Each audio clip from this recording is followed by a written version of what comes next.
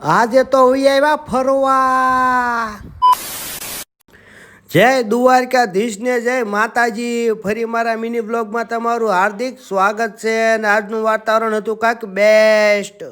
પછી તો ઘાએ ઘા પોકી ગયા આપણી રામપ્યારી પાસે. રામપ્યારીનો કાંટો જોયો છે. રામપ્યારી ફી ખીજાણી આમાં પેટ્રોલ નાખે.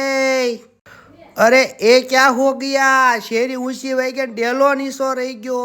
અને ફટાફટ બહાર આવીને જોયું ત્યાં તો બ્લોક થઈ ગયા હતા ફર્સ્ટ ક્લાસ ફિટિંગ. આપણા ઘરને પણ વટી જ ગયા હતા.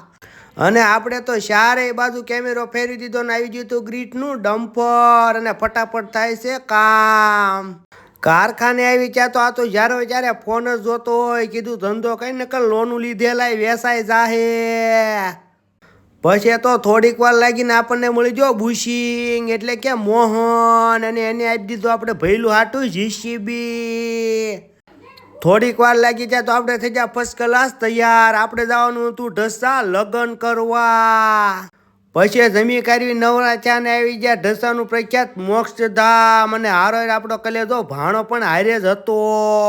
5 વાગ્યા કારખાને ગયા તા તો કારખાનામાં પડતા હતા કાગડા. બધા વીએ ગયા તા ઘરે. કોઈને ધંધો કરવો જ નથી ગમતો.